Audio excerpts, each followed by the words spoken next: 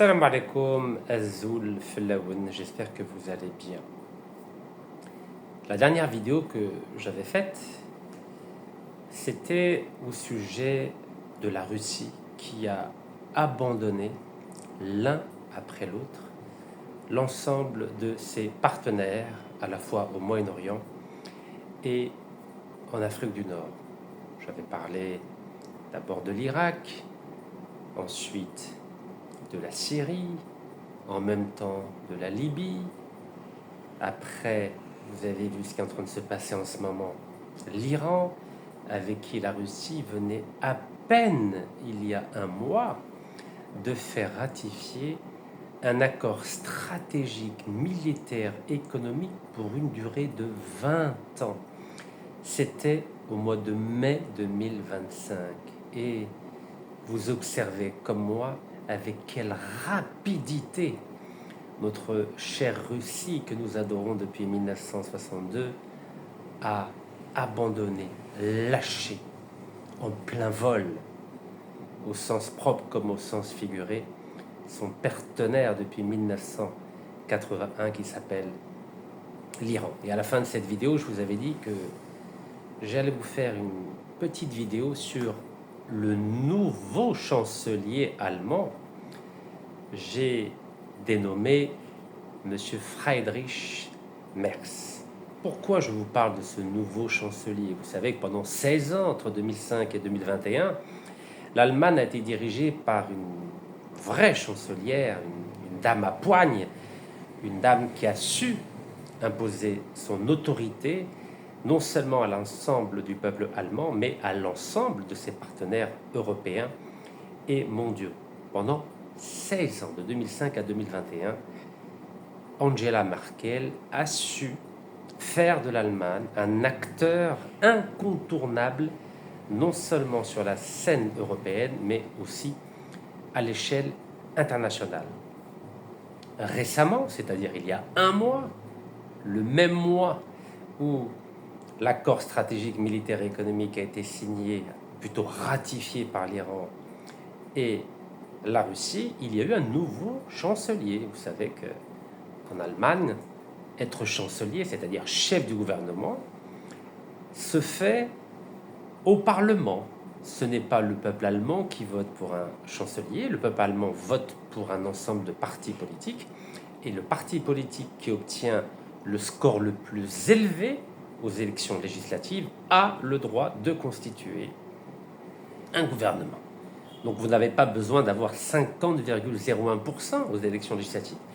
Il suffit que vous soyez le premier parti qui a le plus de voix à ces élections pour prétendre former un gouvernement. Et vous savez que depuis 1949, pourquoi 49 et pas 1945? C'est parce que les deux États allemands, la République fédérale d'Allemagne et la République démocratique d'Allemagne, sont nés en 1949. Pendant 4 années, entre 1945 et 1949, l'Allemagne était occupée, comme aujourd'hui la Palestine, la Cisjordanie ou Gaza. Donc l'Allemagne vivait exactement dans la même situation que les territoires palestiniens occupés aujourd'hui. Pendant 4 ans, il n'y avait pas d'État allemand. De la même façon qu'aujourd'hui, il n'y a pas d'État palestinien, car les soviétiques, c'est-à-dire les Russes d'aujourd'hui, les Américains, les Anglais et les Français occupaient 100% du territoire allemand. De la même façon que Tel Aviv occupait 100% du territoire palestinien après la terrible défaite de 1967. Donc après la terrible défaite de l'Allemagne nazie en 1945, 100% du territoire allemand était occupé par ce qu'on appelle les puissances vainqueurs, les alliés. Donc voilà comment était avant 1949 l'Allemagne. Donc elle a été divisée cette année-là donc en deux, République fédérale d'Allemagne RFA et République démocratique d'Allemagne RDA. Voilà avec les noms et en couleur. Donc l'Allemagne a été divisée comme aujourd'hui la Palestine est divisée entre la Cisjordanie d'un côté, au nord, et Gaza au sud. L'Allemagne a vécu exactement le même destin. Vous savez, quand on perd une guerre, que font les vainqueurs? Ils divisent le territoire. D'abord, ils l'occupent, ensuite, ils le divisent, et ensuite, ils font en sorte qu'il n'ait pas de souveraineté. Un peu comme l'Irak depuis 2003. L'Irak n'a plus aucune souveraineté. Elle est occupée par les États-Unis, par les puissances alliées. Aujourd'hui, Tel Aviv survole l'espace aérien, traverse l'espace aérien irakien pour aller bombarder l'Iran, et l'Irak ne peut rien faire. L'Allemagne, depuis entre 1945 et 1949, et même jusqu'à sa réunification en 1990, n'avait absolument aucune liberté, aucune souveraineté. D'ailleurs, son armée était limitée à 100 000 hommes. Il n'avait pas le droit de mettre en place un programme nucléaire militaire. Bref, que ce soit l'Allemagne depuis 1945 ou pareillement en Asie, le Japon, après sa terrible défaite de 1945, et notamment les 2 bombes nucléaires qui ont été jetées par les Américains le 6 et le 8 août 1945 à Hiroshima et Nagasaki, le Japon n'a plus aucune souveraineté sur le plan militaire. Et c'est pas pour rien que des grandes puissances actuelles comme l'Allemagne et le Japon, malgré leur économie extrêmement puissante, n'ont pas de siège permanent aux Nations Unies, n'ont aucune influence sur le plan des relations internationales. Alors que la France, qui a pourtant été écrasée en 40 jours en juin 1940, a été autorisée à faire partie des vainqueurs, alors que les Français ne se sont absolument pas battus pour défendre leur propre pays. Mais c'est ainsi. C'est comme ça que fonctionnent les relations internationales. Mais les Allemands ont eu la chance, ou plutôt ont su profiter de la chance, lorsque l'Union soviétique s'est effondrée en 1990. Et c'est là où, grâce au grand chancelier allemand Helmut Kohl, il a pu négocier à la fois avec les soviétiques, à l'époque c'était Mikhail Gorbatchev qui était le chef de l'Union soviétique, et avec François Mitterrand qui était présent en France. Donc il a négocié pour réunifier les 2 Allemagnes. Et c'était le 3 octobre 1990. Alors je vous fais cette belle introduction pour vous parler du successeur, en tout cas à la tête du parti des démocrates chrétiens allemands. À l'époque, c'était Angela Merkel qui était la chef de ce parti. Pendant 20 ans, Friedrich Merz était, disons, l'adjoint de Merkel. Mais elle n'a jamais voulu qu'il puisse émerger. Et quand Angela Merkel a décidé de prendre sa retraite politique en 2021, petit à petit, Friedrich Merz a gravi les échelons du parti, la CDU. Et depuis mai, donc, il y a un mois, il est devenu le nouveau chancelier allemand après la défaite de parti adversaire du chancelier Scholz il y a quelques semaines. Alors, pourquoi je vous parle de ce monsieur, Friedrich Merz? Alors, Friedrich Merz, c'est un homme d'affaires, il a fait du business, il a réussi dans les affaires. Je vous parle de lui parce qu'il a fait une déclaration absolument scandaleuse il y a quelques jours. Je ne sais pas si mes compatriotes algériens ont vu cette déclaration. Vous voyez, elle vient du The Times of Israel. Donc, vous voyez, ce n'est pas une source algérienne, c'est une source d'un pays qui n'a pas une affection particulière pour l'Allemagne, sauf pour ses dollars. Mais nous allons y revenir. Alors, cette déclaration, Friedrich Merz, est la suivante. Israël fait le sale boulot pour nous tous. Cette phrase est quand même incroyable de la part d'un chancelier allemand quand on connaît l'histoire de l'Allemagne. Donc je répète cette phrase du nouveau chancelier allemand Friedrich Merz. Israël fait le sale boulot pour nous tous en Iran, dit Merz. Vous imaginez? Quand on lit cette déclaration du chancelier allemand, on a l'impression que les Israéliens sont des Allemands, puisqu'il dit que Israël fait le sale boulot pour nous tous en Iran. À croire qu'il y a des liens entre Israël et les Allemands. Et on pourrait penser, à lire cette déclaration, que l'Allemagne est menacée par l'Iran. On poursuit. Le chancelier allemand Friedrich Merz a ouvertement soutenu mardi dernier, pas longtemps, les frappes israéliennes sur l'Iran et évoqué la possible fin d'un pouvoir iranien, écoutez la phrase, qui a apporté la mort et la destruction dans le monde. Vous imaginez? Il dit que l'Iran a apporté la mort et la destruction dans le monde. Mais on croit rêver.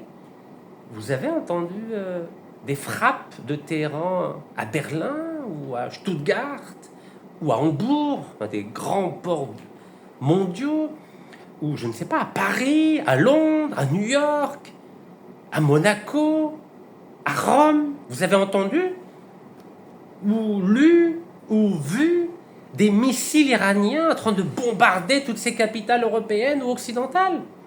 Écoutez, je ne sais pas, je regarde l'actualité comme vous, je n'ai pas entendu, vu, lu des missiles ou des bombes ou des chars envahir des capitales européennes occidentales.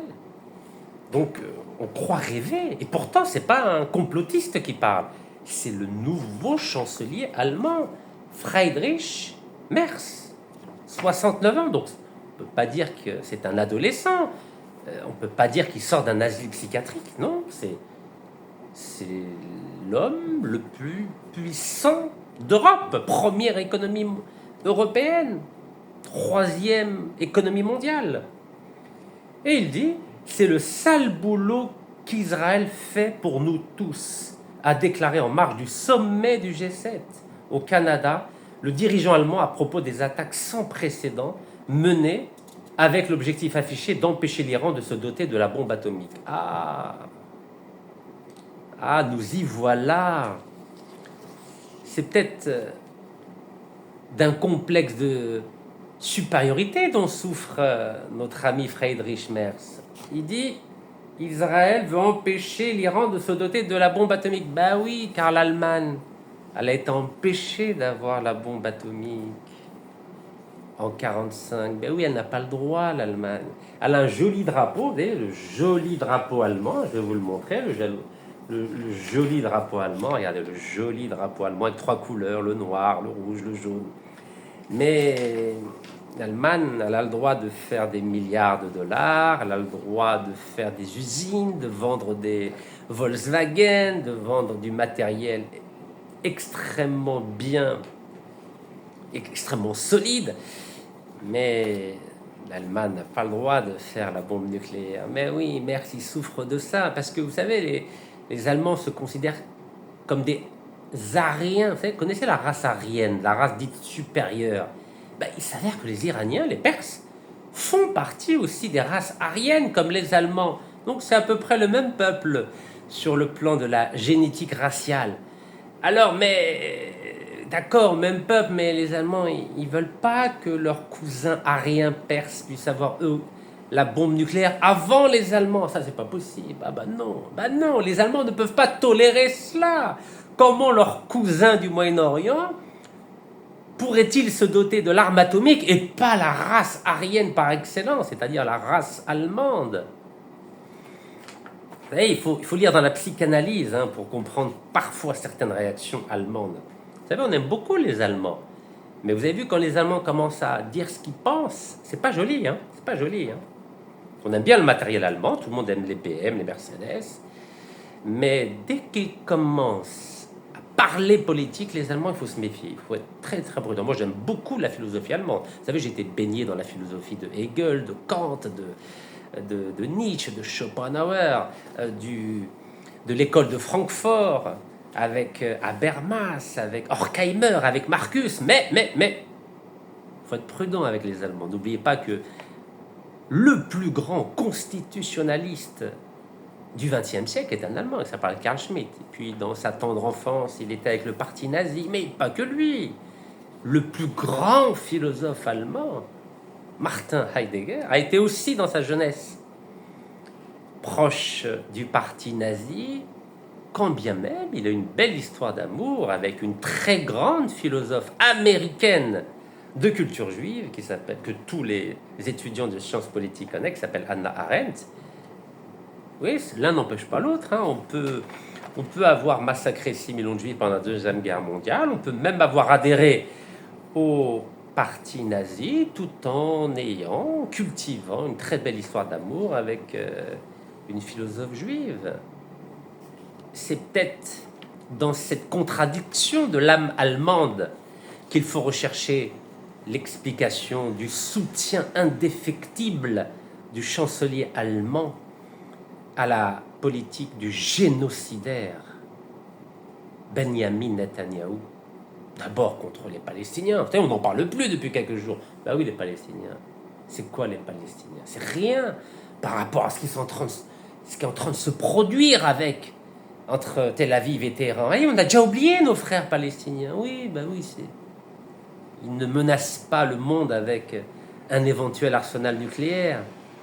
Ils menacent le monde avec la tragédie dont ils sont victimes à cause du génocide dont ils sont victimes. Donc on ne va pas en parler, non. Ne parlons pas des Gazaouis, non, parlons juste de l'Iran.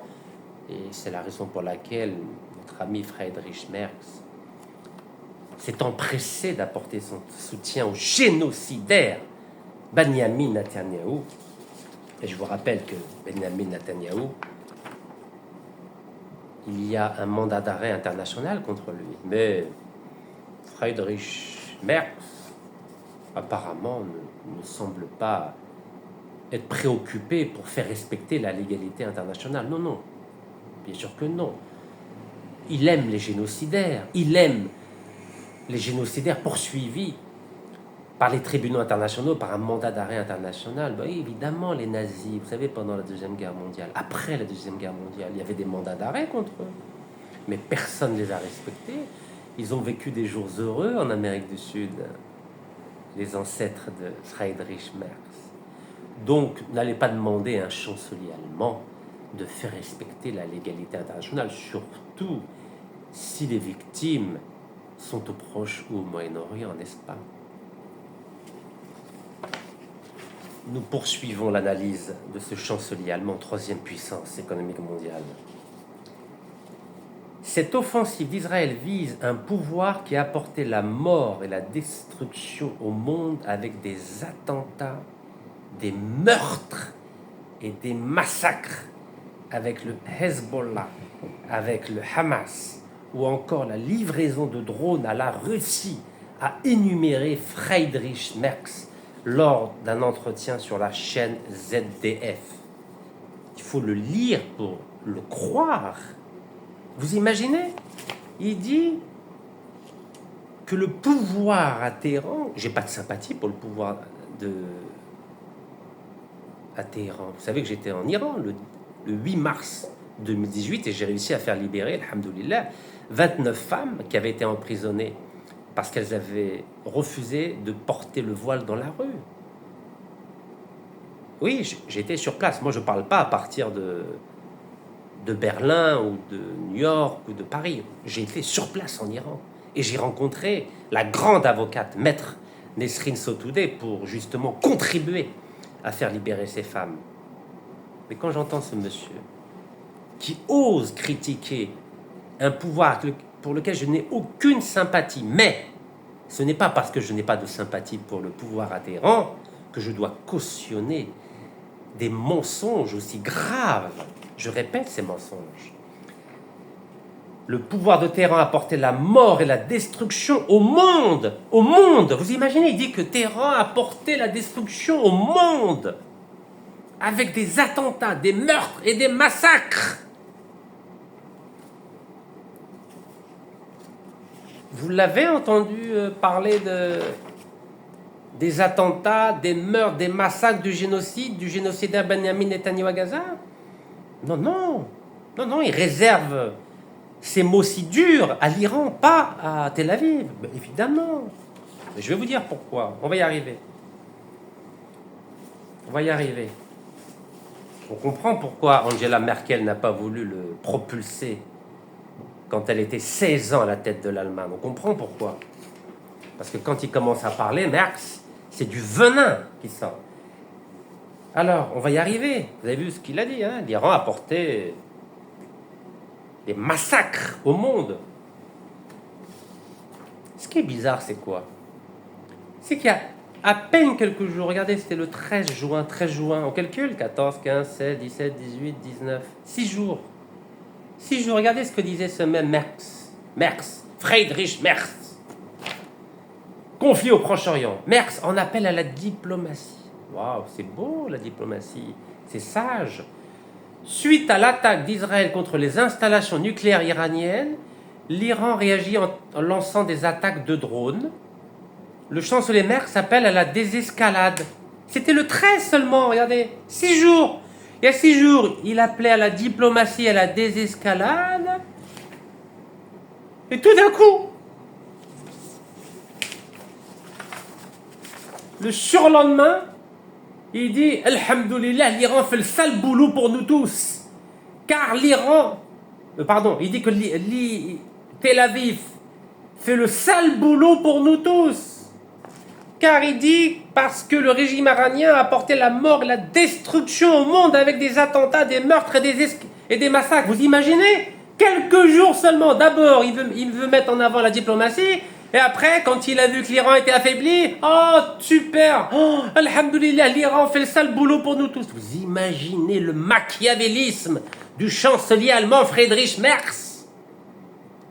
D'abord, il parle de diplomatie, ensuite il dit, tant mieux, allez, qu'ils aillent au diable, ces Iraniens. Voilà ce qu'il est en train de dire, en filigrane, le chancelier allemand Friedrich Merckx.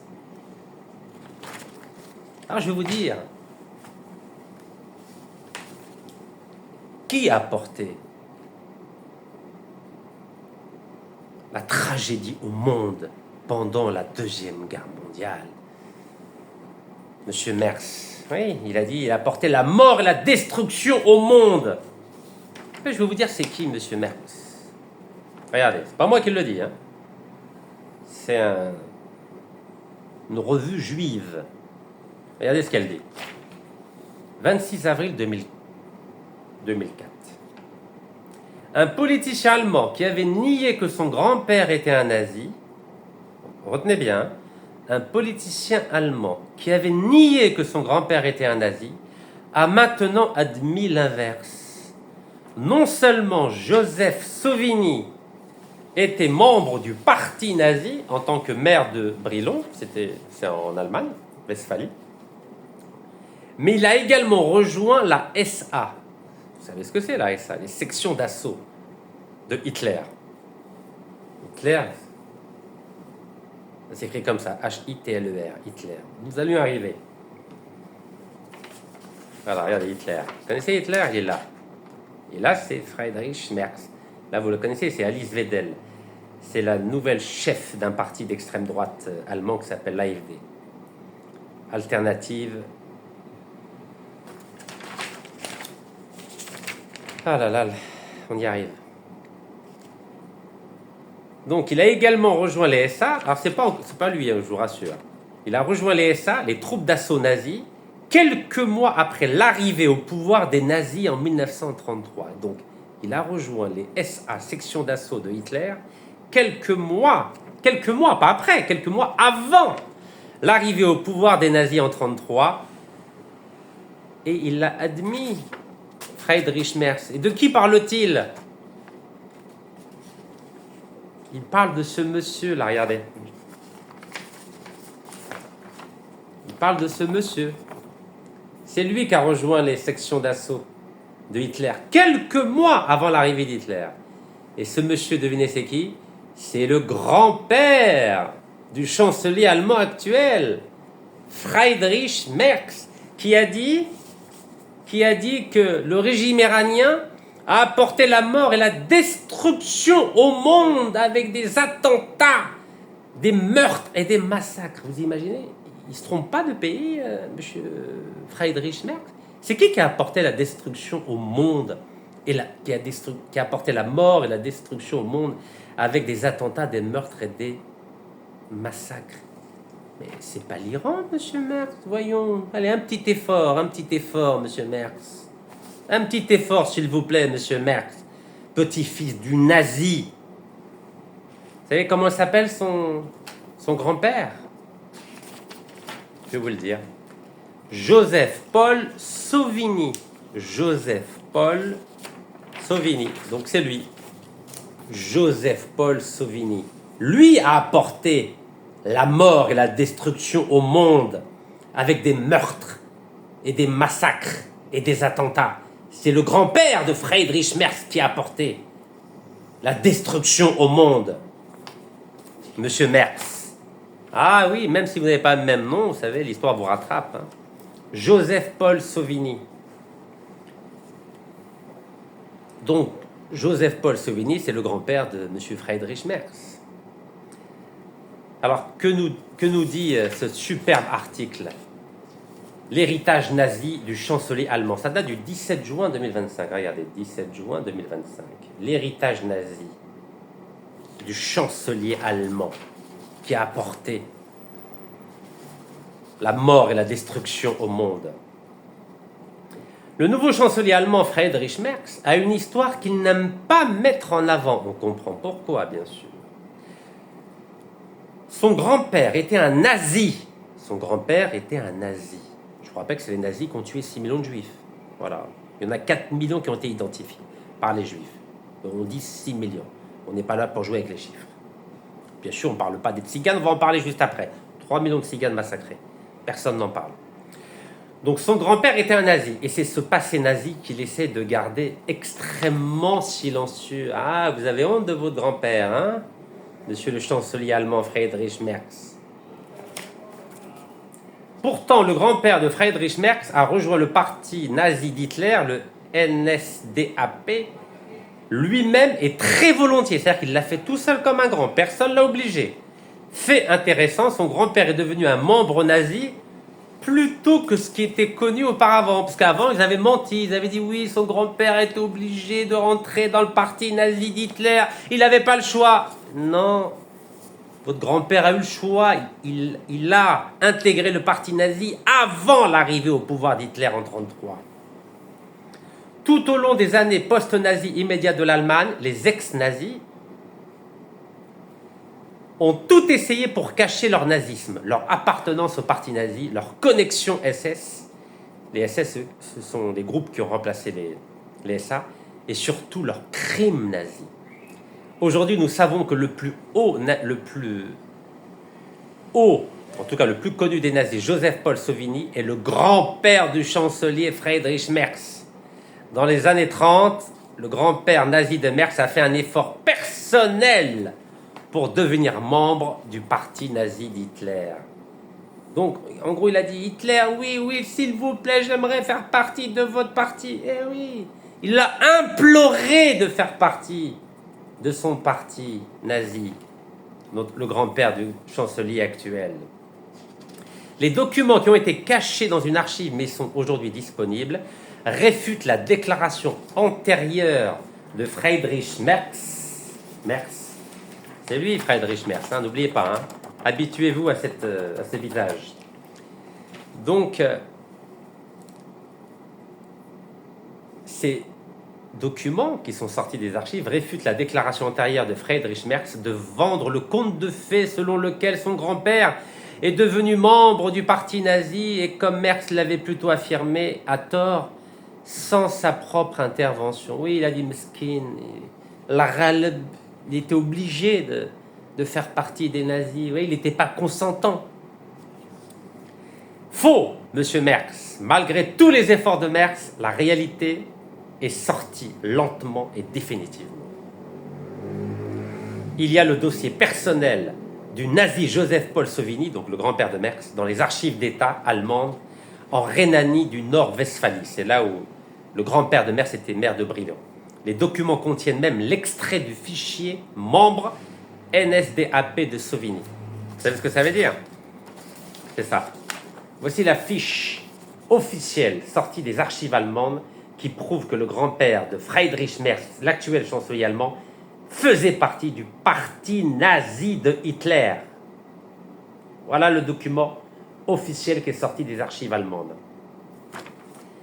Alors, maintenant nous allons reprendre la célèbre phrase de notre ami Merckx, qui accuse l'Iran d'apporter la destruction et la mort au monde. Voilà, ça c'est Merckx. En oubliant que Hitler, qui était le héros de son grand-père, qu'est-ce qu'il a fait Hitler, le héros de son grand-père? Hitler, vous connaissez Hitler? Il faut lire des livres, hein. Il faut lire les horreurs de l'hitlérisme. Hitler, c'est quoi? C'est lui qui a fondé le Troisième Reich. Vous savez, j'ai le temps de lire. Regardez, en 2 tomes. Le Troisième Reich, c'est le régime nazi en Allemagne. Alors, premier tome, des origines à la chute. Voilà, en 2 tomes. Le Troisième Reich. C'était quoi le nazisme? C'était une psychologie de masse qu'on appelle le fascisme.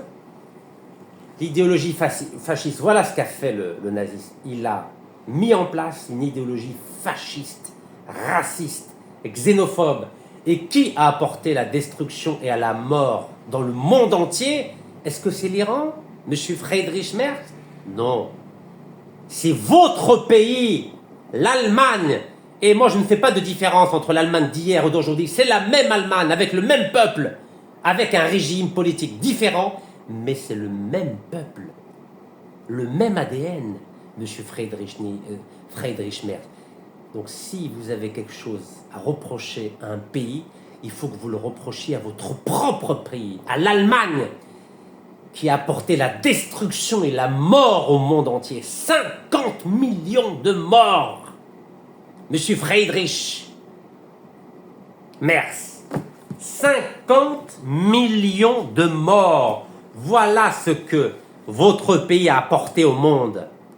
50 millions de morts. Et votre grand-père, qui a adhéré au parti d'Hitler avant qu'il arrive au pouvoir le 30 janvier 1933, a apporté la destruction et la mort au monde entier avec 50 millions de morts, de victimes, de civils innocents.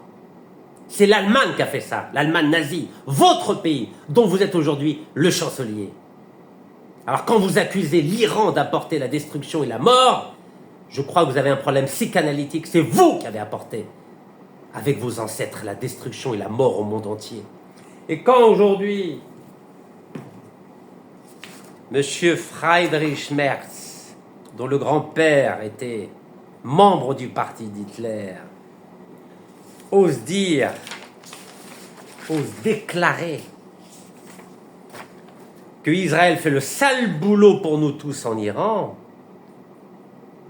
mais monsieur Friedrich Merz, mais vous avez oublié quelque chose de très important. Que s'est-il passé pendant la Deuxième Guerre mondiale en Allemagne? Hitler, en décembre 1941, l'adorateur de votre grand-père, il a décrété l'extermination des Juifs. C'est l'adorateur de votre grand-père, M. Sauvigny, qui a décrété l'extermination des Juifs à partir de décembre 1941. 6 millions de Juifs à cause de votre grand-père et du parti de votre grand-père. Et aujourd'hui, vous osez dire, Israël fait le sale boulot pour nous tous. Mais c'est à cause de vous qu'il y a eu 6 millions de Juifs. À cause de votre grand-père, à cause de votre pays, à cause de votre peuple qu'il y a eu 6 millions de Juifs. C'est pas à cause des Iraniens, c'est pas à cause des Palestiniens, c'est pas à cause des Arabes, c'est pas à cause des Berbères, c'est pas à cause des Kurdes, c'est à cause des Allemands qu'il y a eu 6 millions de Juifs. C'est pas moi qui parle de 6 millions de Juifs. Alors, ils considèrent qu'il y a eu 5 750 000 Juifs, les historiens. 7 750 000 Juifs. Entre 39 et 45. Rien que dans votre pays, parce que vous êtes intelligents, hein, les Allemands, ils ont fait en sorte que les Juifs allemands ne meurent pas en Allemagne. Ils les ont amenés par train vers la Pologne, et là, ils ont tué les Allemands. Ah bah oui, ils sont doués, les Allemands. Ils ont toujours été extrêmement bien organisés, n'est-ce pas? Rien qu'en Allemagne, mais quand même, vous avez tué quelques Juifs en Allemagne. 160 000. Regardez, Allemagne, 160 000. Mais là où vous avez cartonné, en tout cas, le parti de votre grand-père, là où il a vraiment bien travaillé, je vais vous le dire, parce qu'il y a la liste par pays. C'est pas moi qui l'ai faite, hein, ce sont les historiens. Ok? Allons-y. Par pays. Parce que les Allemands aiment bien les statistiques. Regardez. Hein. En France, 83 000. C'est pas beaucoup, hein. C'est la moitié de moins que les Allemands. La moitié. 83 000 en France. Après, on a la Hollande, 106 000. La Hongrie. Ah là là, la Hongrie. Viktor Orban, très nationaliste. 200 000 en Hongrie, quand même, hein. Hongrie, 200 000. Bien sûr, c'est les Allemands qui ont géré tout ça, évidemment. Ce pas les Palestiniens ni les Iraniens. Et là, un chiffre extraordinaire, la Pologne. Regardez la Pologne. Pologne, 3 millions de Juifs ont été tués par les Allemands en Pologne. 3 millions. Comme on dit chez nous, 3 millions. Union soviétique, 1 million. 1 million en Union soviétique. Total, regardez le total, 5 693 851. 5 693 851. Alors bien sûr, c'est des chiffres ronds, vous savez, quand vous lisez 3 millions, 200 000, c'est invérifiable, mais on fait confiance aux historiens. Alors, que disent les Israéliens? Article du 21 décembre 2010, donc repris par une dépêche de l'AFP. Le mémorial de Yad Vashem à Jérusalem a annoncé avoir réussi à identifier les 2/3 des quelques 6 millions de Juifs. Donc voilà, 6 millions est un chiffre rond. Mais ce mémorial de Yad Vashem à Jérusalem n'a réussi à en identifier que 4 millions. C'est pas moi qui le dis, c'est un mémorial à Jérusalem. Voilà, 4 millions de victimes ont pu être identifiées. Il dit, sur les 4 millions de noms retrouvés, environ 2,2 millions étaient fournis par des proches ou des amis des victimes. Voilà.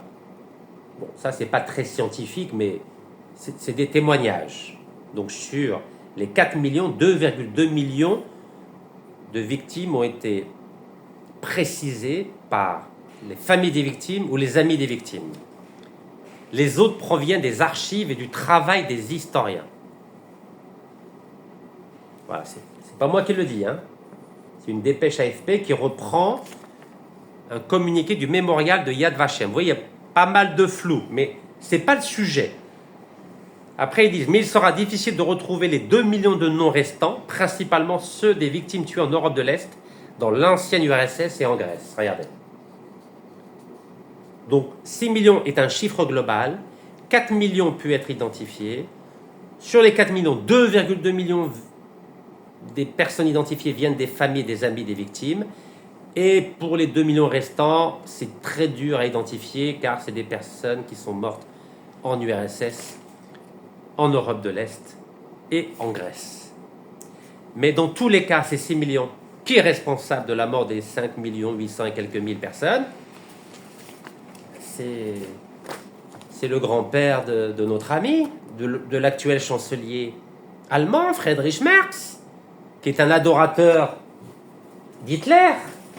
C'est pas les Iraniens, dans tous les cas, c'est pas les Iraniens qui ont tué 6 millions de Juifs. Et c'est pas les Iraniens qui ont tué 50 millions d'hommes et de femmes et d'enfants et de vieillards pendant la Deuxième Guerre mondiale, monsieur Friedrich Merz. C'est pas les Arabes, c'est pas les Iraniens, c'est pas les Kurdes, c'est pas les Berbères, c'est pas les Noirs, c'est pas les Tziganes. Heureusement qu'on a des sources quand même, hein, pour pouvoir argumenter. Alors, vous savez, pourquoi notre ami Friedrich Merz dit tellement de bien d'Israël? Car s'il n'y avait pas eu la Shoah, s'il n'y avait pas eu l'assassinat des 6 millions de Juifs, l'extermination dans des chambres à gaz des 6 millions de Juifs par les Allemands, par le grand-père de l'actuel chancelier allemand Friedrich Merz, il n'y aurait jamais eu d'État d'Israël, vous le savez.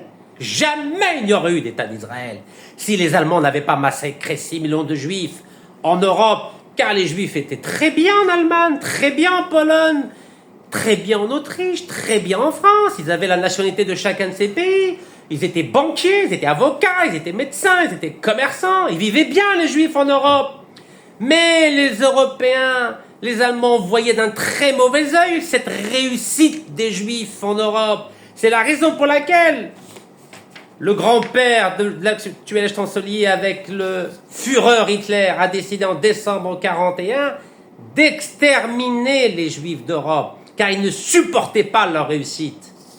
Et c'est parce que le grand-père de Friedrich Merz, l'actuel chancelier allemand, a fait massacrer avec le parti nazi 6 millions de Juifs qu'en 1945, les Alliés, les Occidentaux se sont sentis coupables.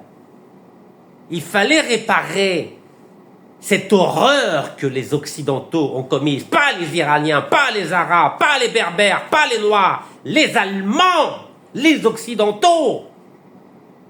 C'est eux qui sont responsables de l'extermination de 6 millions de Juifs. Et pas que de millions de Juifs. Il y a eu 3 millions de Tziganes, de Roms, de Manouches. 3 millions, personne n'en parle. Je vais en parler. Donc les Allemands sont responsables de la création d'État d'Israël. Et ils sont tellement responsables qu'un État qui s'appelle Israël est né en 1948. Qu'est-ce qui s'est passé en 52, 4 ans après? 4 ans après.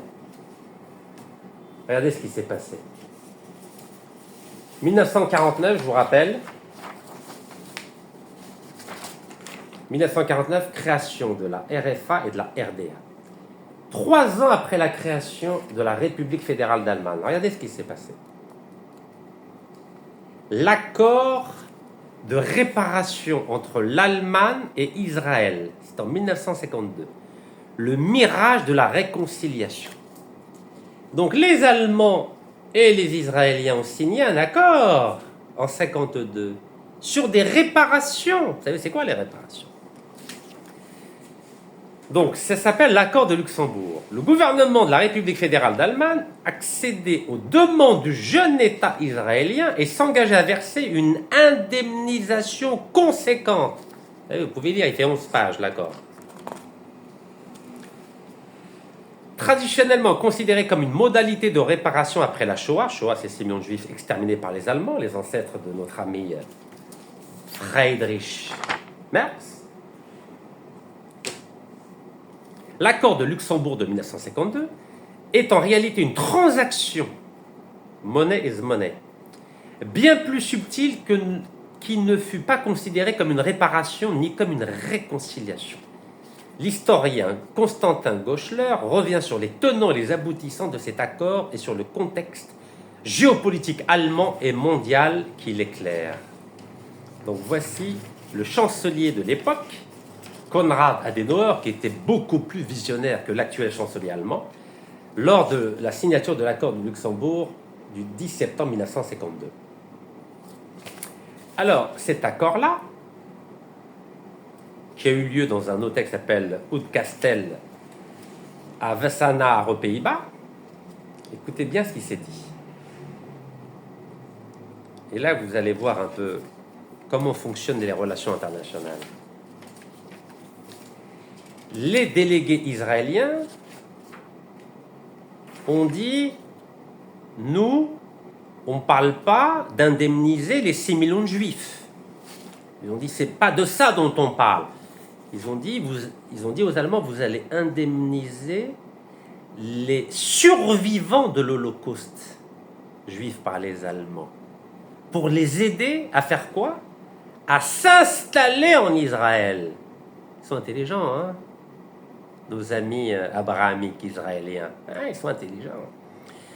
Ils n'ont pas demandé de l'argent pour les 6 millions de Juifs qui ont été exterminés. Non, non. Ils ont demandé de l'argent pour faciliter l'installation des survivants de la Shoah en Palestine, dans le nouvel État qui s'appelle Israël à partir du 14 mai 1948. Alors au début, je vous raconte la petite histoire, Au début, les Israéliens étaient un peu comme les Algériens d'aujourd'hui. Ils vont dire, oh non, nous on ne discute pas avec l'Allemagne. Non, non, on ne va pas discuter avec un pays qui a exterminé 6 millions de Juifs. Non, non, on ne discute pas. On veut de l'argent, mais on ne discute pas avec les exterminateurs allemands, les ancêtres du chancelier actuel Friedrich Merz.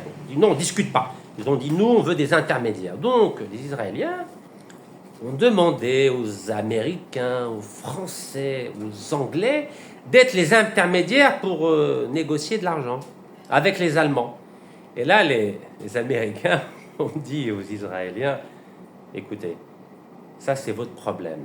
Vous voulez de l'argent, il faut négocier en direct avec les Allemands. Nous, on ne va pas vous aider. Et vous connaissez nos amis abrahamiques hébreux, ils ont dit, bon, comme il s'agit d'argent, bah, on va oublier les 6 millions de Juifs, et puis on va parler directement avec les Allemands. Et c'est comme ça que ça s'est fait. Ah bah oui, hein.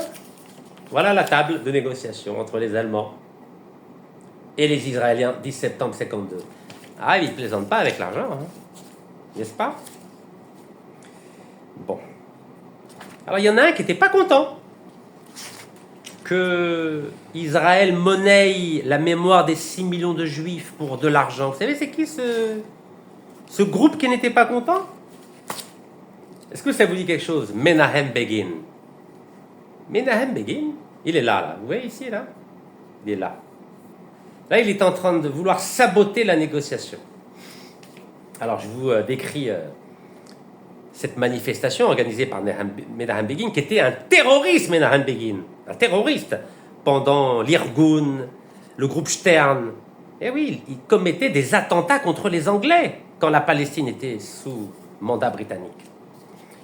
Donc, il a organisé une manifestation en 52 en Israël contre l'accord, ce Menahem Begin. C'est lui qui a bombardé, ça vous rappelle quelque chose, la centrale nucléaire irakienne d'Ozirak, le 7 juin 80. C'est Menahem Begin. C'est l'ancêtre du génocidaire Benjamin Netanyahu.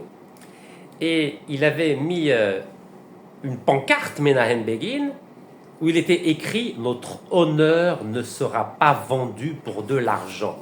Voilà ce qui est écrit en hébreu ici et traduit ici en français. « Notre honneur ne sera pas vendu pour de l'argent ». Voilà ce que disait Menahem Begin. C'est lui qui a réussi à convaincre Anwar Sadat de négocier un traité de paix entre l'Égypte et Israël à partir de 77 jusqu'en 79. Et il a dit, Menahem Begin, notre sang ne sera pas expié par des biens. Je traduis, notre sang ne sera pas réparé, lavé par des biens, par de l'argent. Nous effacerons la honte. Voilà ce qu'écrivait le groupe de Menahem Begin qui s'opposait à David Ben Gourion qui lui voulait de l'argent pour le nouvel État israélien, car vous savez que c'est David Ben Gourion qui a négocié la création d'Israël en 48, en mai 48, c'est lui qui a négocié que les Français lui donnent les secrets de l'armement nucléaire, donc à partir de 1950, c'est Ben Gourion qui a négocié la reconnaissance par la Turquie de l'État d'Israël en 49, c'est Ben Gourion qui a négocié la reconnaissance par l'Iran du Shah d'Iran en 1950, et c'est toujours David Ben Gourion qui a négocié avec les Allemands l'argent pour installer des milliers de Juifs en Israël. Grâce à qui? Grâce à l'Allemagne. C'est l'Allemagne qui a financé le retour des Juifs en Israël pour contrebalancer la puissance démographique des Palestiniens. Oui, parce que le nouvel État d'Israël s'est dit, avec très peu de population et très peu de natalité, les Arabes palestiniens vont devenir majoritaires. Et ils ont fait pression, une pression morale, une pression historique. Comme disait notre ami Emmanuel Macron, Israël a investi dans la rente mémorielle pour obtenir des Allemands des milliards de dollars pour pouvoir installer des milliers de Juifs en Israël pour que jamais les Palestiniens soient majoritaires en Israël.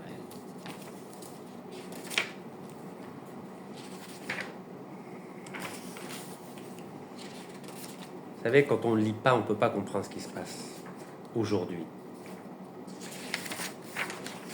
Alors voilà Konrad Adenauer, le chancelier allemand, qui a négocié le pardon.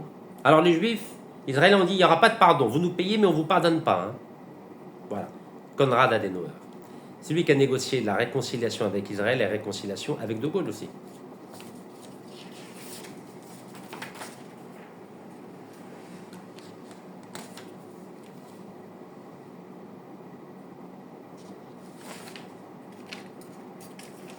Vous savez, à l'époque, la Ligue arabe, qui a été créée en 22 mars 1945, elle s'est opposée à cet accord.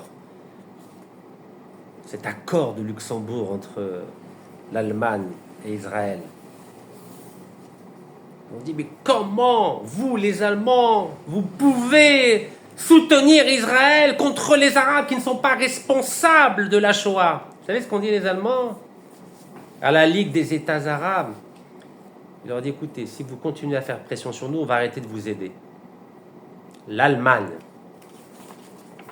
Konrad Adenauer, a menacé les pays de la Ligue arabe. Il leur a dit, si vous continuez à nous embêter, voilà, lui, Konrad Adenauer, a dit aux pays arabes de la Ligue arabe, si vous continuez à faire pression sur nous, on va cesser de vous apporter une aide économique et financière. Eh oui, les pauvres États arabes à l'époque. C'était quoi? Nasser venait de faire son coup d'État au mois de juillet, le 23 juillet 52, il n'avait pas d'argent, Nasser. Donc, vous savez que la Ligue des États arabes était au Caire, et toujours au Caire après une dizaine d'années où elle était à Tunis après le traité de paix entre l'Égypte et Israël. Donc il y avait qui? Il y avait la Jordanie, il y avait quoi? Il y avait le Liban, il y avait la Syrie, il y avait l'Irak, il y avait des petits pays, mais ils n'avaient pas d'argent. Le pétrole n'était pas encore aussi important qu'aujourd'hui. Donc alors la Ligue des États arabes, elle a fait, hop, comme on dit chez nous, d'Al-Tram Savivoma, et puis Adenauer leur a donné un peu d'argent, puis voilà, ça s'est calmé. Et l'accord a pu se concrétiser 10 septembre 52. Donc depuis le 10 septembre 52, chaque année, je dis bien chaque année, les Allemands, Konrad Adenauer en 52, jusqu'à aujourd'hui Friedrich Merz, donnent de l'argent à l'État d'Israël pour acheter de l'armement, pour développer des programmes militaires et pour installer des Juifs du monde entier en Israël. Contre qui? Contre les Palestiniens. Magnifique, non? Vive l'Allemagne, hein? Ouais, l'Allemagne. Les Algériens, ils adorent les Allemands. Et regardez ce que font les Allemands. Alors, 5 ans après l'accord de Luxembourg, donc c'était le 12 septembre 57, 5 ans, les Allemands avaient déjà donné à Israël 325 millions de dollars. Regardez, article du Monde de septembre 57. Déjà 325 millions de dollars. 5 ans après. Hein. Vous vous souvenez ce qu'il y a eu en 56? L'attaque d'Israël, France et Angleterre contre l'Égypte. Ça vous dit quelque chose? La guerre de Suez. Bah c'est les Israéliens ont pu bombarder l'Égypte et Suez grâce à l'argent allemand. Grâce à l'argent de notre ami, du peuple du pays de notre ami Friedrich Merz, qui a dit que Israël fait le sale boulot pour nous tous en Iran. Ben oui, c'est les Allemands qui ont financé l'effort de guerre israélien contre les pays arabes. C'est magnifique, les Allemands. Aïe, aïe, aïe. On continue.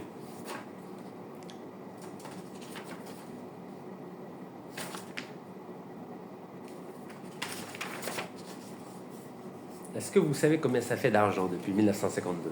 Combien l'Allemagne, du chancelier dont le grand-père était nazi, Friedrich Merz, donc l'Allemagne qui a massacré 6 millions de juifs, vous savez combien de milliards de dollars l'Allemagne a versé à Israël pour développer son armement contre les pays arabes, contre la Palestine, et pour accueillir des milliers de juifs, des centaines de milliers de juifs? Regardez. C'est pas moi qui le dis, hein. Moi je dis rien. Moi je ne fais que lire et vous apporter les fruits de mes lectures. Je vais vous donner le chiffre parce que vous allez avoir mal à la tête. Alors, 90 milliards de dollars. Regardez, 90 milliards de dollars.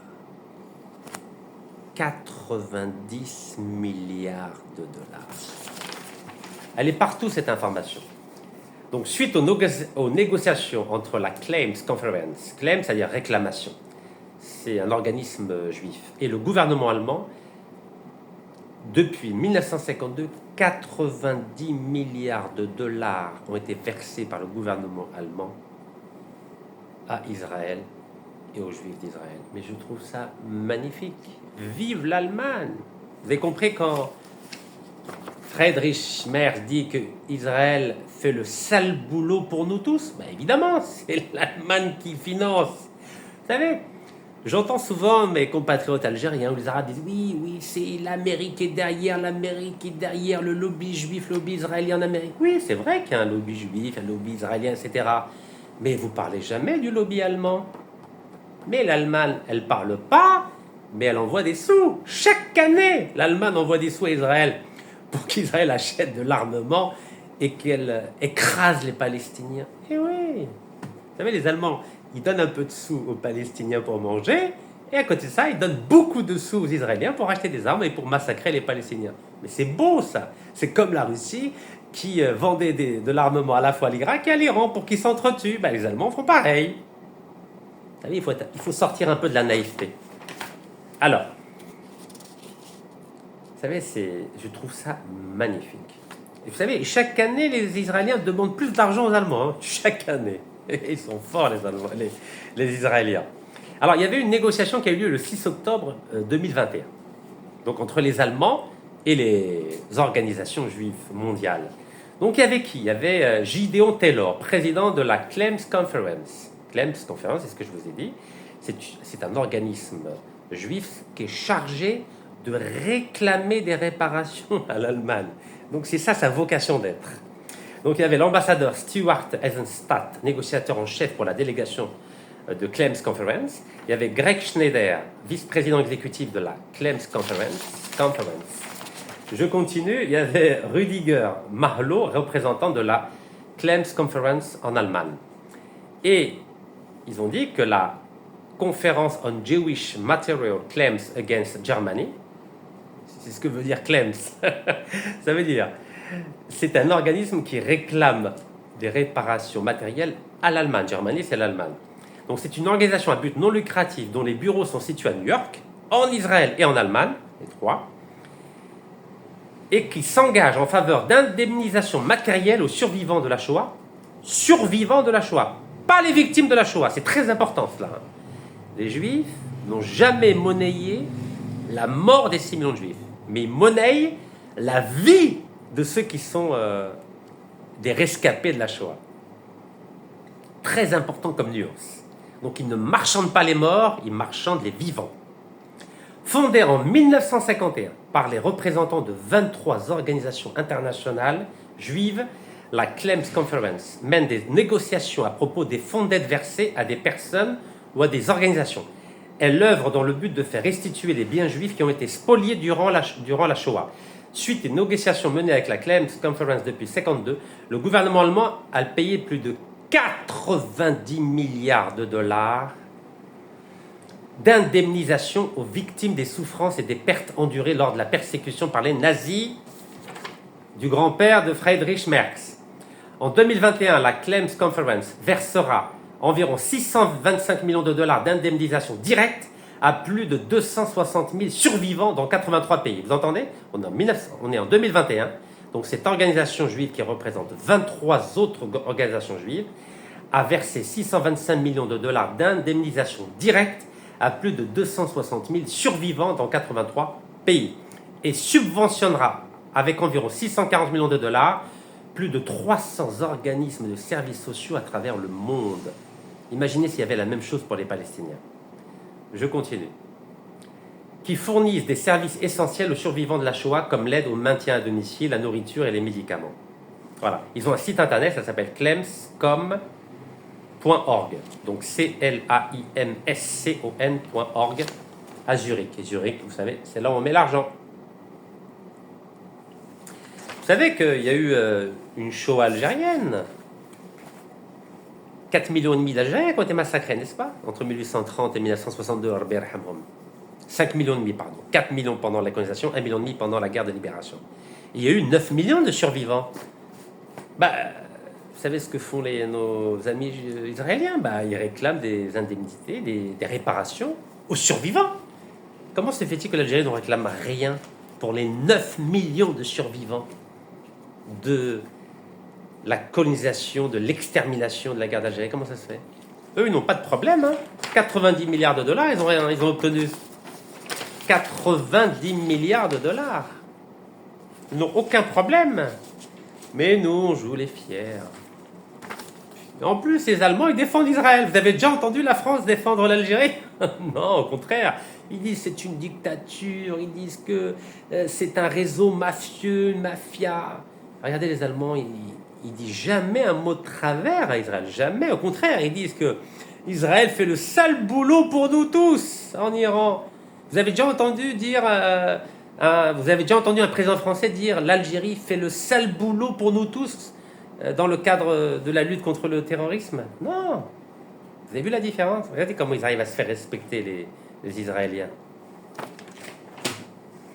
Alors, 15 juin 2023, I24 News, c'est pas Rachid qui le dit, Shoah, l'Allemagne alloue 1 milliard de dollars supplémentaires à l'indemnisation des survivants. Ils sont forts, Ils sont forts, regardez.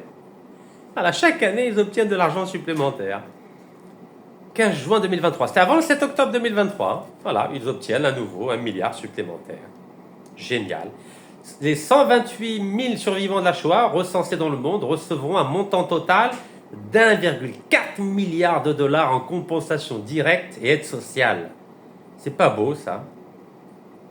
Regardez. 1,4 milliard de dollars. Donc tous les survivants de la Shoah, ils ont de l'argent chaque année. Nous, chez nous, les femmes de Shuhada, Birhamhum, c'est qui les paye depuis 62? C'est le gouvernement algérien, mais normalement c'est le gouvernement français qui doit payer les femmes de Shuhada ou les Moudjahidines, les survivants de l'Holocauste algérien. C'est la France qui devrait payer les survivants de l'extermination française pendant la colonisation et la guerre de libération. Oui, c'est la France, regardez, c'est l'Allemagne qui paye. Chaque année, elle paye, chaque année. Mais nous, on est gentils. Nous, on a du NIF. On a du NIF. En 2021, vous savez ce qu'a fait l'Allemagne? Elle a même mis en place un programme de dédommagement du travail forcé pour les Juifs. Vous savez, les Juifs, pendant la guerre 39-45, ont été obligés de travailler dans des usines. Ils n'ont pas tous été exterminés, je vous rassure. Il y en a qui ont travaillé. Et regardez, en 2000, ils ont mis en place un programme pour indemniser les Juifs qui avaient fait du travail forcé. Regardez, c'est pas moi qui le dis. Regardez, ça date du 3 mai 2002 et c'est un rapport, c'est le programme allemand de dédommagement du travail forcé. Voilà. Vous savez que même les Juifs d'Algérie, du Maroc, vous savez qu'ils ont été indemnisés. Pourtant, ils n'ont pas vécu la Shoah, ils n'ont pas été dans le camp de concentration. Walou, ils étaient en Algérie comme les Algériens. Regardez. Les Juifs d'Algérie seront indemnisés par l'Allemagne. Regardez, c'est pas moi qui le dis. C'est dans toute la presse. Parce que les Juifs d'Algérie, non, il n'y a pas eu de camp de concentration, il n'y a pas eu de chambre à gaz en Algérie. Regardez, ils sont forts, les Israéliens. Ils ont même réussi à faire indemniser les Juifs qui étaient en Algérie et au Maroc. Et nous, rien. Là, ouelou, rien. Ouelou. Les Juifs d'Algérie, victimes de la Shoah et des mesures antisémites du gouvernement de Vichy, sont éligibles pour la première fois des indemnités allemandes. Sont concernés les Juifs qui vivaient en Algérie entre juillet 1940 et novembre 1942. Des centres d'enregistrement vont être ouverts à Paris et dans plusieurs villes de France. Regardez. C'est pas beau, ça? Non, mais ils sont forts. Eux, ils ont des vrais avocats. Ils prennent pas des stagiaires, n'est-ce pas? Suivez-moi du regard. Nous, on prend des stagiaires pour demander l'extradition de Abdeslam Bouchouareb. On prend des cabinets juifs marocains pour demander l'extradition de Abdeslam Bouchouareb.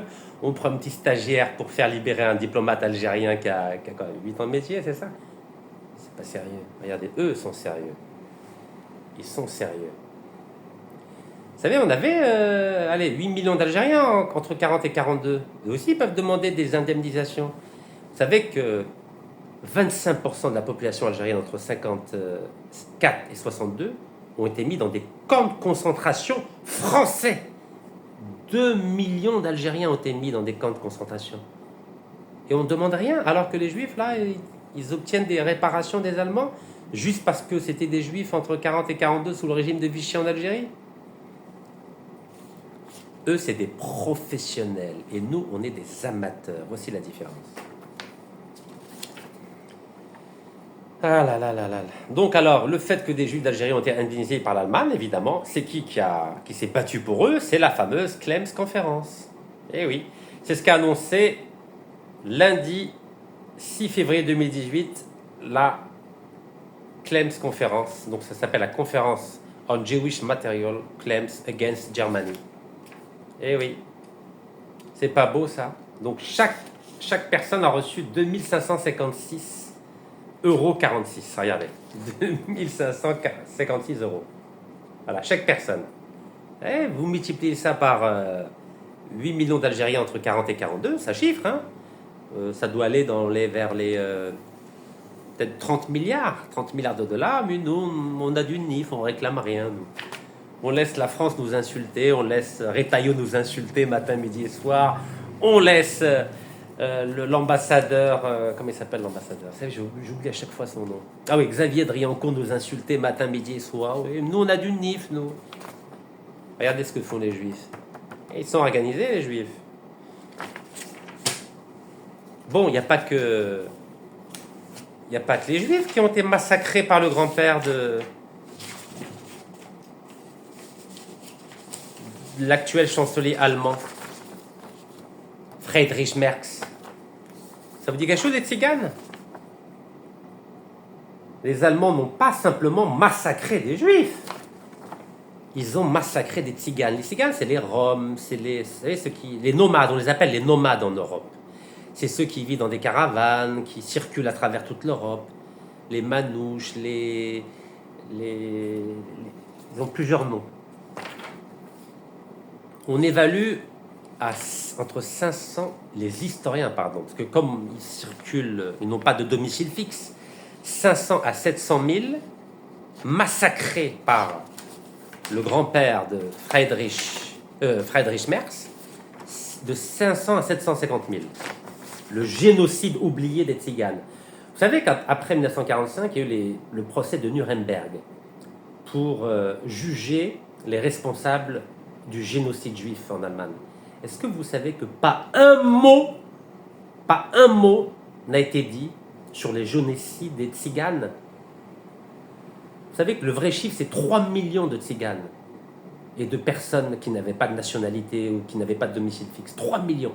Pas un mot contre eux. Pas un seul mot. Donc il n'y a aucune responsabilité qui a été pointée du doigt. Vous savez pourquoi? Parce que les Tziganes n'avaient pas d'ambassadeur, n'avaient pas de journalistes, n'avaient pas de juges, n'avaient pas d'avocats, n'avaient pas d'intellectuels, n'avaient rien. C'est un peu comme nous aujourd'hui, on n'a pas d'ambassadeur en Algérie, donc personne ne va défendre la position algérienne. Au moins l'Iran a un ambassadeur à Paris. Vous savez, tous les jours il parle. Nous, on n'a pas d'ambassadeur, nous, chaise vide. Ben, les Tziganes, c'est pareil, ils n'avaient pas d'ambassadeur, ils n'avaient pas de consul, ils n'avaient pas de journaliste, pas d'intellectuel, pas d'écrivain. Donc personne n'a dit un seul mot sur les génocides des Tziganes. C'est pour ça qu'on l'appelle le génocide oublié des Tziganes. Ça fait mal quand même. Hein. Vous savez, quand on n'est pas organisé, tout le monde vous oublie. Donc il y a eu des procès à Nuremberg, mais pas un seul mot sur 3 millions d'apatrides et de Tziganes. Pas un mot, vous imaginez? Pas un seul mot. Pas un traître mot. Pas une traître condamnation. Ouais, zéro. Et ce n'est qu'en 1982, écoutez-moi bien, la guerre s'est terminée en 1945, donc 55, 65, 75, 82, 37 ans après seulement, que les Allemands ont reconnu le génocide des Tziganes. Regardez. Berlin rend un hommage tardif aux Roms victimes du nazisme. Voilà. 37 ans après, par Helmut Schmidt, l'ancêtre le prédécesseur de Friedrich Merz. Vous imaginez? Donc Berlin n'a reconnu ces génocides qu'en 1982. la catastrophe. Et un mémorial n'a été dressé en leur hommage, écoutez-moi, un mémorial donc aux Roms, aux Tziganes, qu'en 2012. Vous imaginez? Et c'est Angela Merkel qui l'a inauguré. Angela Merkel a inauguré un mémorial qu'en 2012. Regardez la date, 2012. Pardon, 2012. Et je vais vous faire sourire. Ce mémorial, vous savez, normalement, quand il y a un mémorial, normalement, ça doit être une personne liée à ce peuple qui a été génocidé, donc en l'occurrence un tzigane, qui le met en place. Eh bien non, c'est un Israélien. C'est un Israélien qui a fait le mémorial pour les tziganes. Incroyable quand même, non? Donc les Israéliens se sont même accaparés le génocide des Roms, des tziganes, des manouches. C'est beau. Il s'appelle Dani Karayan. Voilà, Dani Karayan. C'est un artiste. Voilà, Dani Karayan. C'est un Israélien. Regardez, c'est pas moi qui l'invente, l'Israélien. Dani Karayan. Caravan, pardon. Dani Caravan, excuse-moi. Karayan, Caravan. Donc alors, œuvre de l'artiste israélien Dani Caravan, ce monument doit rappeler à quelques centaines de mètres de la porte de Brandebourg donc, et du Reichstag à Berlin l'extermination de 500 000 tziganes européens pendant le Troisième Reich. Regarde ici. Vous vous rendez compte? Les Israéliens sont forts. Ils sont forts. Même le génocide des tziganes, c'est eux qui le contrôlent sur le plan mémoriel.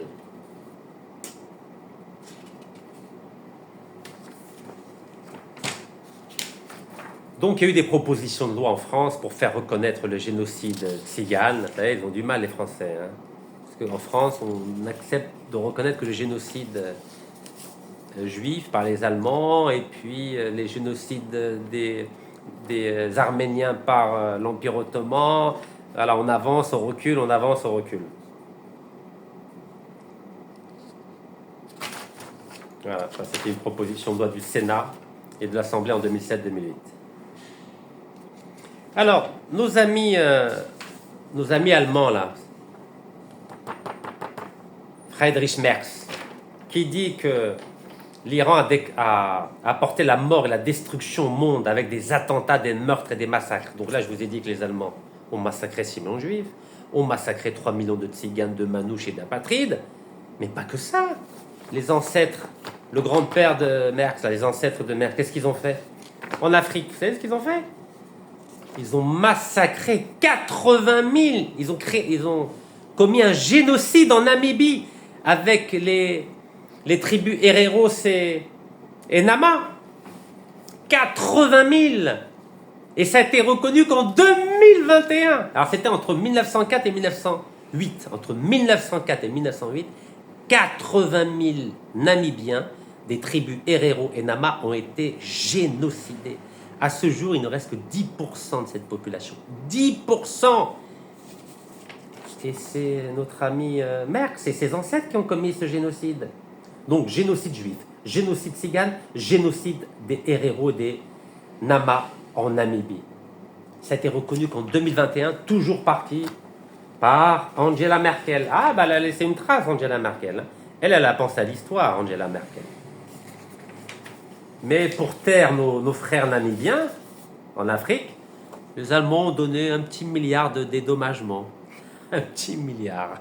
Ah, les Allemands, ils sont forts. Hein. Donc voilà, le génocide des Herero et des Nama de 1904 à 1908. Et donc, et la première commémoration du génocide a eu lieu cette année-là. Il n'y a même pas 20 jours. C'était le 28 mai. C'est la première fois que les Namibiens ont commémoré le génocide des tribus Herero et Nama. C'était le 28 mai, regardez. Le 28 mai, c'est la première année, c'est-à-dire il n'y a même pas 20 jours. Il y a 20 jours exactement. Voilà. La Namibie organise sa première commémoration du génocide commis par qui? Par l'Allemagne. Voilà, par l'Allemagne. C'est pas l'Iran qui a commis le génocide des Namibiens, c'est pas l'Iran qui a commis le génocide des Juifs, c'est pas l'Iran qui a commis le génocide des Tziganes. C'est les ancêtres de Friedrich Merz.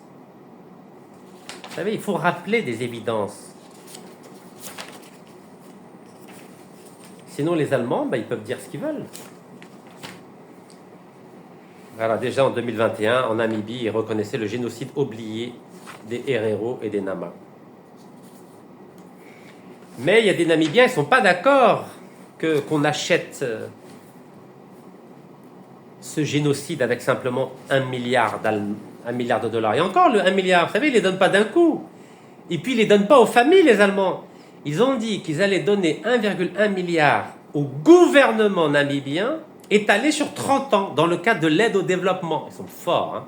Ils ont donné 90 milliards de dollars aux Israéliens, aux Juifs et à Israël, mais les Namibiens, bon, ça suffit, un petit milliard sur 30 ans. Allez, c'est bon, ça suffit, hein. Vous voyez comment ils sont radins, les Allemands, avec les Africains? D'une radinerie sans nom. Donc, ils ne sont pas contents, les Namibiens. Et en plus, ils n'ont pas été consultés.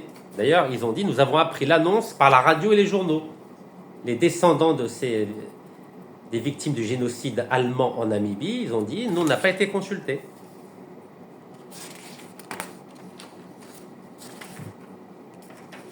Et ils disent que ce montant est insultant. Regardez, le montant est insultant. C'est Parachinekas qui le dit. Donc le montant proposé par les Allemands au gouvernement allemand et pas aux victimes, 1,1 milliard sur 30 ans dans le cadre de l'aide au développement, est considéré comme un montant insultant par les Namibiens. Et il y a une militante qui s'appelle Namasima Groenman, c'est une Namibienne. Elle a dit que cet accord est irrespectueux et retourne un peu plus le couteau dans la plaie. Ça en dit long quand même, hein. Et ils disent que finalement les Allemands, quand ils veulent donner 1,1 milliard d'aide au développement sur 30 ans, est une façon de montrer des remords, s'interroge-t-elle. Alors, les Allemands ne se sont pas contentés de massacrer les tribus Herero et Nama, ils ont violé ces tribus. C'est pas moi qui le dis. Ils les ont violées. Et là, il y a une militante dont le grand-père est issu d'un viol par un soldat allemand. Donc, massacré, violé, réduit au stade animal. Voilà ce qu'ont fait les Allemands en Namibie. Et ensuite, notre ami Friedrich Merz ose dire que c'est l'Iran qui a apporté la mort et la destruction dans le monde.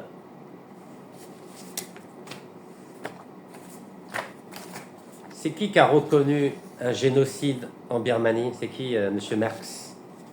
Génocide avec les Juifs, génocide avec les Tziganes, génocide avec les héros et Nama de Namibie. C'est qui apporte la destruction et la mort dans le monde? Monsieur Friedrich Merz. Regardez comment ils étaient, les Namibiens, les pauvres Namibiens, les photos. Comme des animaux, traités comme des animaux. Regardez, c'est pire que ça. Regardez. Regardez les têtes. Voilà, ils exposaient les têtes. Les Allemands exposaient les têtes des tribus namibiennes qui ont été exterminées, génocidées. Regardez. Ça ne vous rappelle pas les têtes de nos Moudjahed et Chouhada algériens qui sont dans le musée de l'homme à Paris? Regardez. Regardez comment ils exposaient fièrement des êtres humains qu'ils ont exterminés, les ancêtres de Friedrich Merz. C'est une honte, c'est une barbarie. Regardez. Regardez comment ils installaient. Regardez. Regardez les soldats allemands. Comment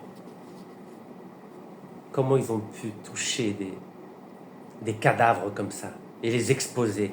Ils les mettaient dans des boîtes. Regardez. Regardez l'horreur.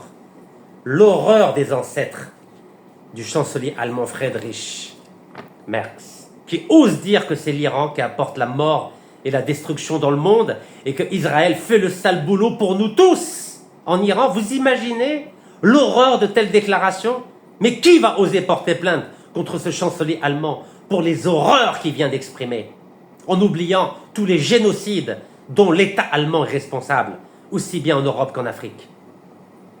Voilà l'Allemagne entre 1904 et 1908, M. Friedrich Merz.